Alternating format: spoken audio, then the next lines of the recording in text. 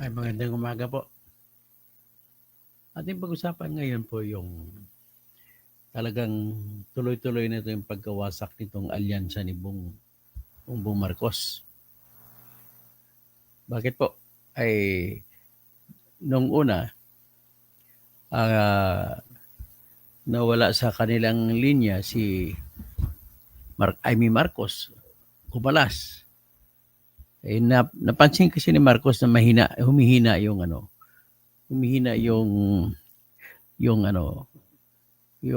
grupo.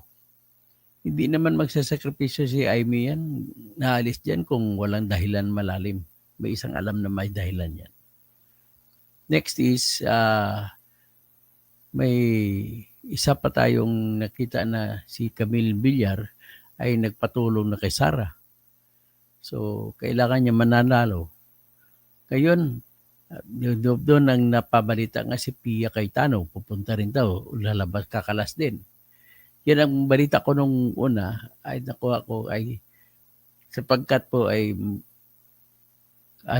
medyo kapos sa pera nagtatago at dapat si BBM ang gagastos ng pera para sa mga kandidato niya. Kaya ang problema mukhang wala yung mga pangako hindi natutupad. At pinakahuli, napansin nyo mga pinakahuli, yun yung mga lumilipat karamihan. No? Ang pinakahuling lumipat ay si Manny Pacquiao. Ang ginawa ni Manny Pacquiao, siyempre number 12 siya nitong huli. Ang hinahabol niya na ngayon, masisiguro niya na manalo.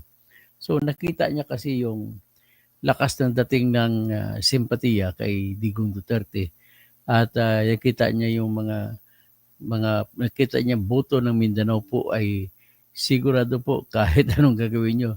Talagang 80% po ng 13 million votes sa Mindanao ay mapupunta ng solid yan sa 10 boto PDP laban na stalwarts.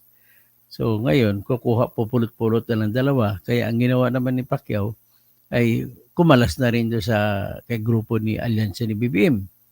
At inendorso niya, kapalit ng tulong din sa kanya para manalo siya, inendorso niya si Bato, si Dan Marcolita, sino pa? Si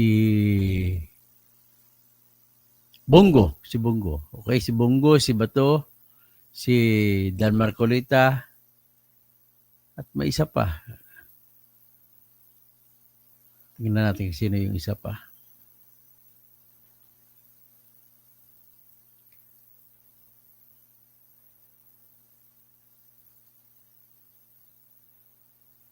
Sana ba yan? Saramagan. So ito. Ipakita ko sa inyo.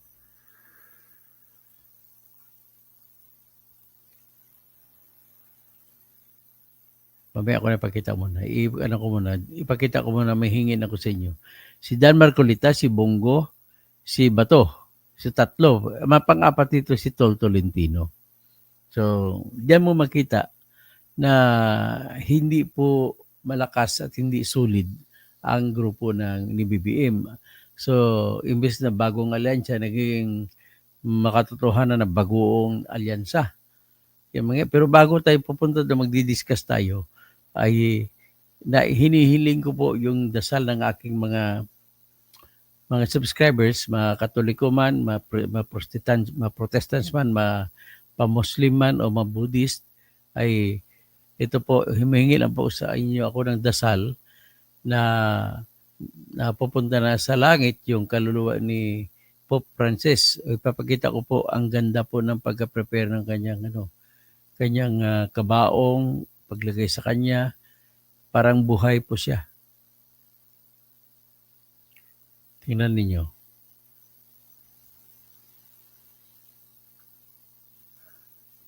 Yan, si Pope Francis. So, maraming salamat po, Pope Francis, sa iyong panahon mo nang ikaw ay Papa, ay nilapit mo po yung mga relihiyon sa isa't isa. Siya po ang nag-pioneer o nanguna sa tinatawag na interfaith interfaith rally, pinakauna na Pope, hindi naman rally kundi interfaith na nag-usap-usap ang mga iba-ibang relihiyon.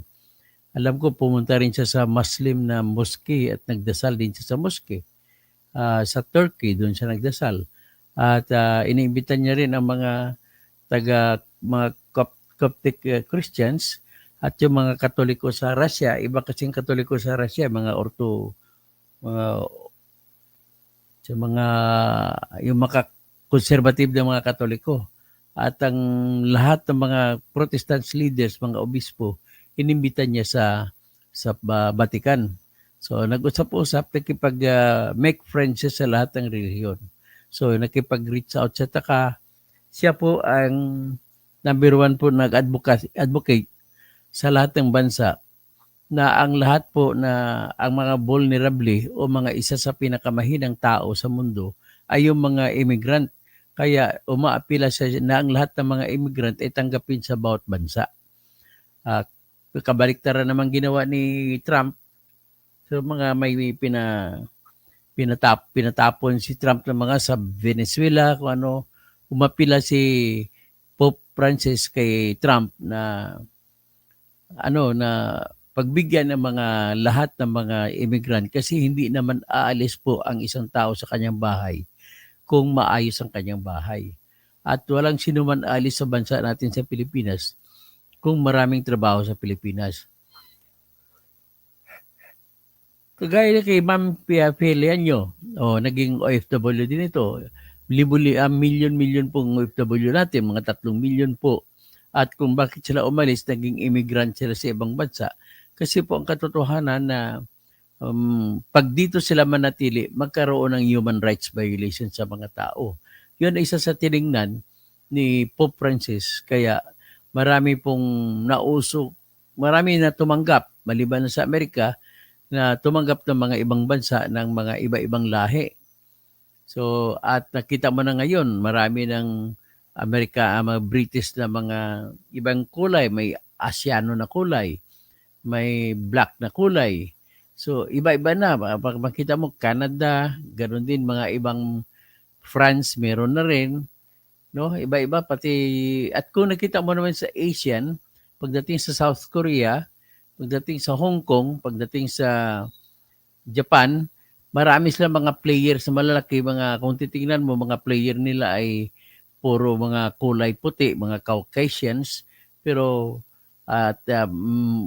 tinanggap na sila na national ng Japan, national ng South Korea, national ng China, national ng Hong Kong, at sila po ay sumasali karamihan po sa mga sports. So, what a beautiful world it can be for us. Kung ganun, dapat sana ganun din ang trending sa ating politiko at wala nang magnanakaw. Alam mo pong wala lang politiko na magnanakaw kagaya sa Singapore, ay maganda sana. Kagaya naman sa Canada, ayaw nung si Justin Trudeau ay kusang loob na nag-resign kahit matagal pa ang kanyang term. Nag-resign siya at binigyan na ng chance ang ibang tao na mamuno sa Canada. At nang pagkatapos nun, nagpatawag pa sila ng election kasi hindi lang sa partido nila ang may karapatan na mamuno sa Canada. Sa Pilipinas lamang po talaga yung tinatawag po na maraming mga sakim sa pera, sakim sa kapangyarihan. So, ang sa kasakiman, gusto ni BBM na manalo lahat ng kanyang 12 senador. Ngayon, sa pag-asam-asam niya manalo, marami naman siyang ginawang pagkakamali na sa akala niya ay tama, kagaya ng pagpa-aresto kay Digong. Oo, na maraming naniwala po na talagang guilty si Digong. Pero ibang usapin yun kasi yung ipapahuli mo yung tao na ginawa mo parang pinutbol mo.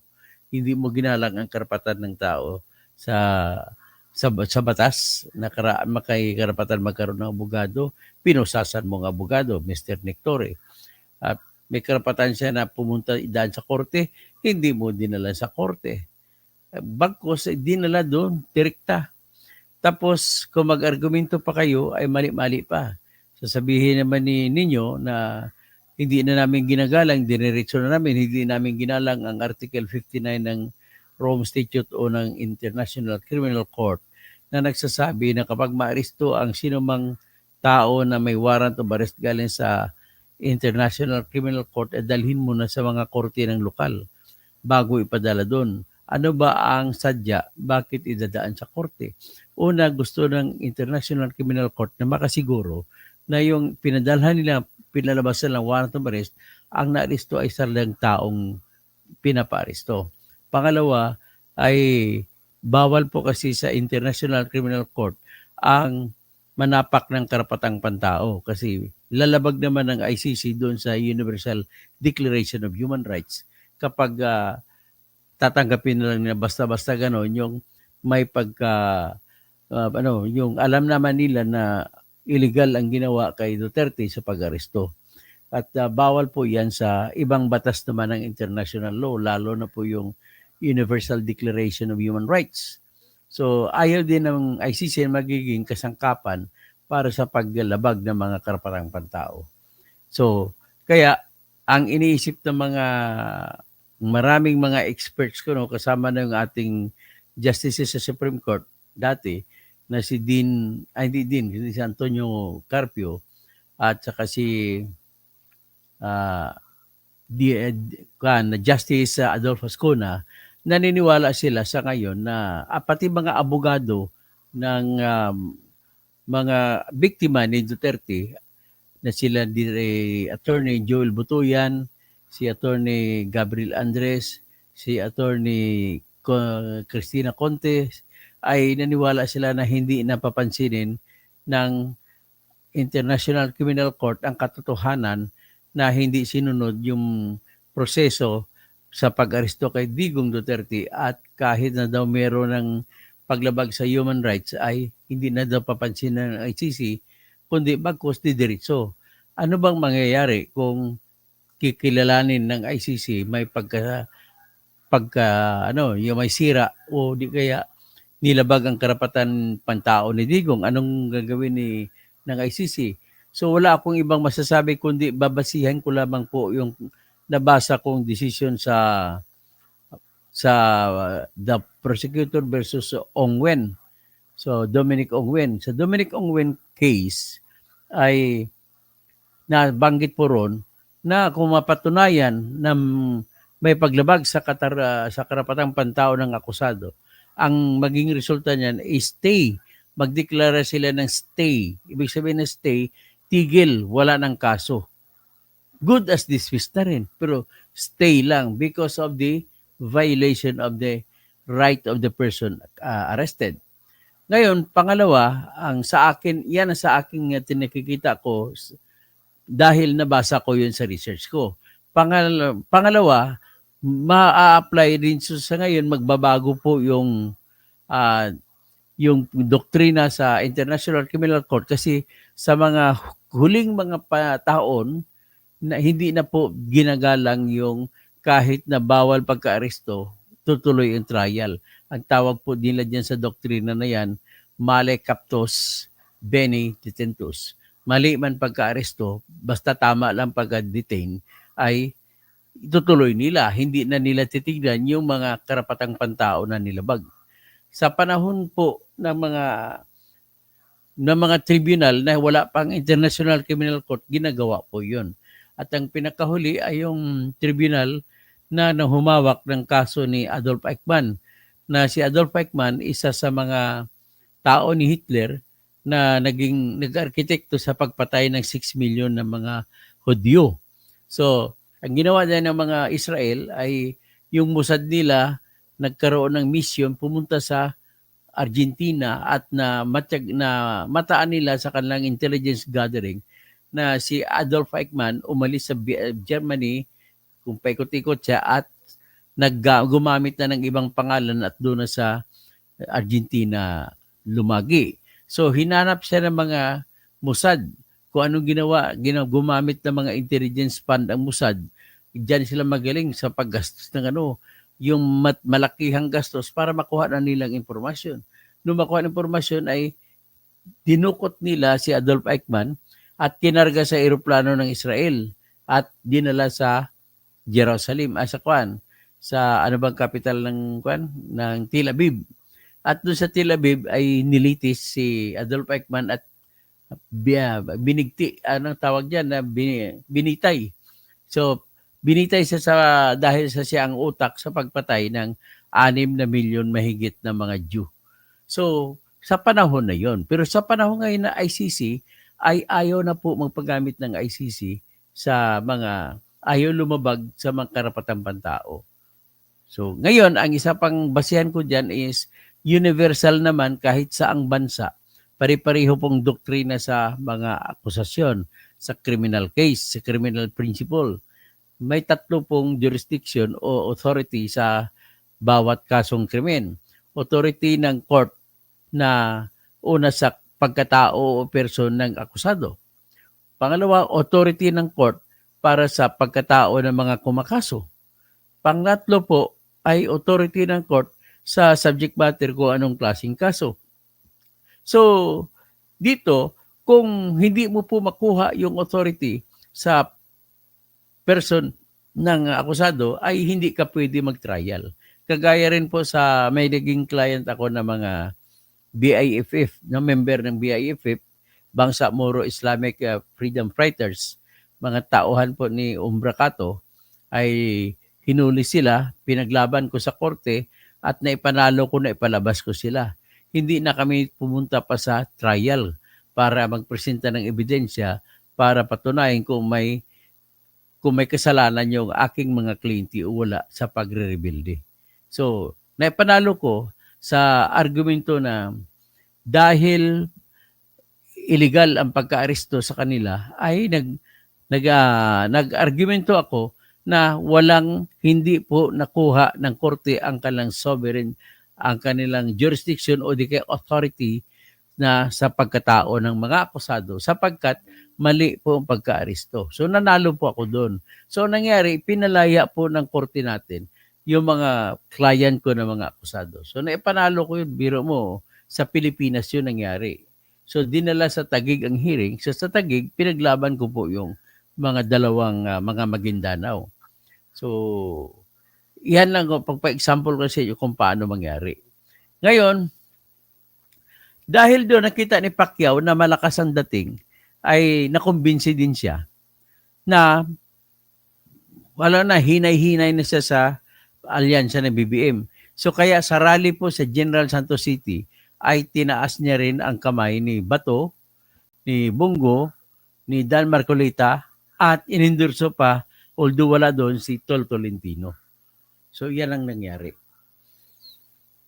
So, ibig sabihin, hanggang dyan na muna ang ating vlog sa ngayon para lamang sasabihin sa inyong pinakabago ay talagang nasa pintuan na ng pagbabagsak itong alyansa na yun ni BBM. So, ngayon, dyan mo makikita na kahit anong sama nung dati, kapag nilabag mo yung karapatang pantao ng tao, ay nawawala yung usaping guilty si Digong o hindi. Kundi marami po ang bumaliktad ang damdamin. So ngayon, sinasabi ng iba, yung mga tao sa loob ni BBM ay pilit nilang binibigyan ng rason na hindi yung aresto ang dahilan, kundi yung mga presyo daw, kesyo kung ano-ano mga problema sa minimum wage.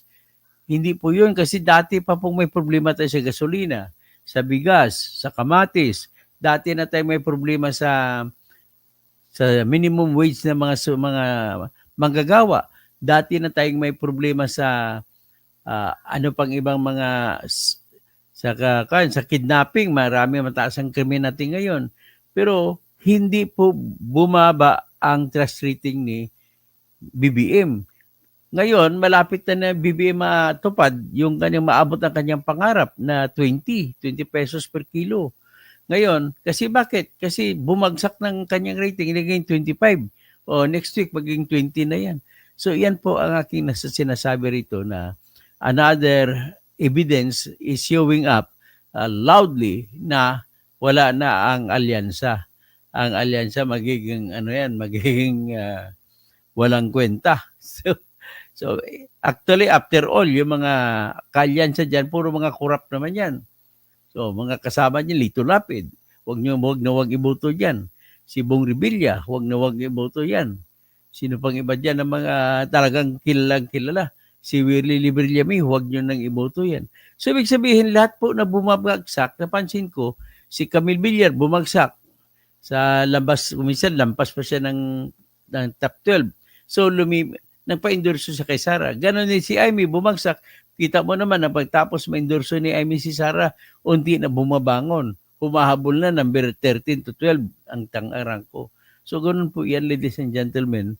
At we will hope and pray na ang ating election ay maayos. At tatalakayin ko sa susunod yung kabastusan na ginawa ni Erwin Garcia sa ating online voting sa mga OFW. So, yan lamang po at magandang umaga. Manny Pacquiao, Bato de la Rosa, Bongo, si Dan Marcoleta. Okay, magandang umaga po. Si Jan Rosso de los Reyes. Nako, lahat ng binabanggit mo, Atty. Toto, sa Inidoro, babagsak yun. Jenny Boy Bahe. Okay, Rosa de los Reyes. James D. Jamie Boy Bahe. Teresita Buwan. Si Manny Pacquiao, gusto ko siya sa boxing, pero sa politika. Lily Blanc Velasco, DDS Good Morning. Tapos Jimmy Boy Bahe, Balimbing si Pacquiao. Lahat naman sa Balimbing. Si Merjan Distresa, magandang umaga po sa mga ating mabait at very humble na attorney Bertene Catalunya Causing. Si Merjan Distresa po, isa sa mga kliyente ko dito nanonood. Tanungin nyo lang siya kung paano ginawa ko na panalo ko yung kaso na dapat talo na siya. Rosa de los Reyes, Ananias Aguila, Danilo Thailand, Enzo Recto, Pinklawan yan. Di ba kasama ko si Enzo Recto, kahit Pinklawan. Ako naman dati ay, di ba? Wala namang kasi dati si Duterte binoto ko naman noong 2016. Tapos noong 2022 ay di diyan tayo wala na si Duterte, iba naman ang kandidato. Basta hindi ko binuto si Bongbong Marcos at saka si Sara Duterte. So, Norman Runao, good afternoon, Dr. Toto, watching from Kingdom of Saudi Arabia. Rodo Sarona, ang gulo ng bangag administration. Lucio Terek, Wonder Mike, Danilo Thailand, si Enzo Recto, tinitira si Atty. Libayan para itong depensa. Hindi na ako sasali diyan sa kanilang kaibigan ko pareho si Atty. Libayan at si Atty. Enzo Recto. Pati si Claire, kaibigan ko si Atty. Claire Castro. So, hingi na lang ko sa kanila na peace, ceasefire. Eileen Lee, Straight Duterte, okay, JD Adaben, Danilo Thailand, naimbang bigat, Maya Paabak. So, maayong aga, maayong buntag, maray na aga, tapos Ruel Cagbay, Pilianlo, Alianyo, Julita Ilagan, Ever Lingaw, Bernard Magtibay, Alan Balbin, Helen Bagyo, Perez, Althea Caroline Castaños. Okay, nandiyan lang muna tayo, ha? At